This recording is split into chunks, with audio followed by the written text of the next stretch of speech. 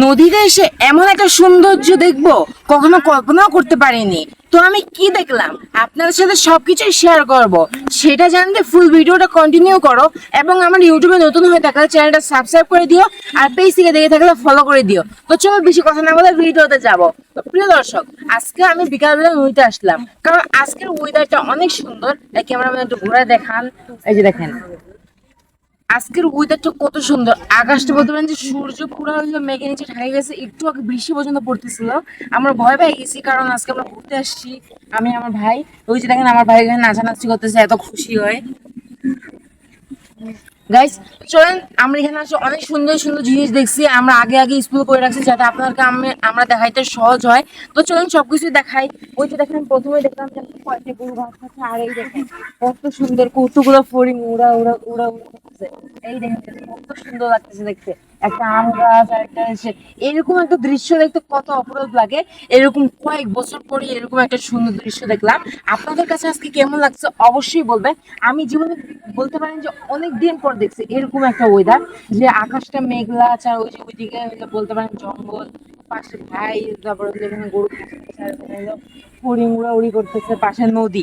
এরকম একটা দৃশ্য দেখতে কত অপরূপ লাগে। তো চলেন গাইস কয়েক সেকেন্ড আপনাদেরকে এগুলার আমি ভালো করে দেখিয়ে দিই, আসেন।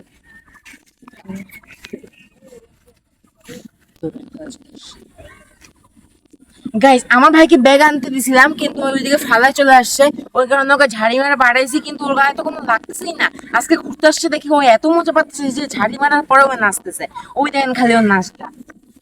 Guys, গরুর এদিকে যাচ্ছে, গরুটা কেন জানি আমার দিকে এভাবে করে তাকায় আছে। মনে হচ্ছে আমাকে কারোর সাথে মনে হচ্ছে কোনোদিন দেখছে আর আমি ওকে ঘাস খাওয়াইছি, এমন ভাবে তাকায় আছে আমার দিকে। তো চলেন গাইস, আমরা এই জায়গায় অনেক কথাই বলে ফেলছি, এখন নদীর কাছে যাই। কারণ আজকের ওয়েদারটা যেহেতু অনেক সুন্দর, সেহেতু কয়েকদিন ধরে বলতে পারেন যে বৃষ্টি হচ্ছে, অনেক জায়গায় বন্যা হচ্ছে। ওই কারণে আমাদের দিনাজপুরের কাঞ্চন এই নদীটা, এখানে বলতে পারেন যে বন্যার কারণে অনেক পানি এসেছে। আর কয়েক বছর পরে এই কাঞ্চন নদী এত পানি। তো চলেন আপনাকে দেখাই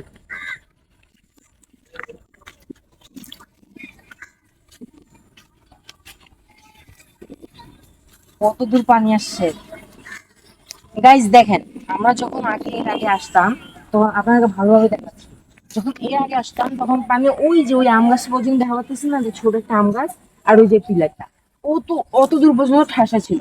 কিন্তু বন্যা বৃষ্টি এত পরিমাণে বৃষ্টি হচ্ছে কয়েকদিন, যে পানির কোনো অভাব নেই, এই জায়গায় পানি চলে আসছে। এখনো আকাশটা মেঘলা হইতে পারে, এখনো বৃষ্টি হচ্ছে।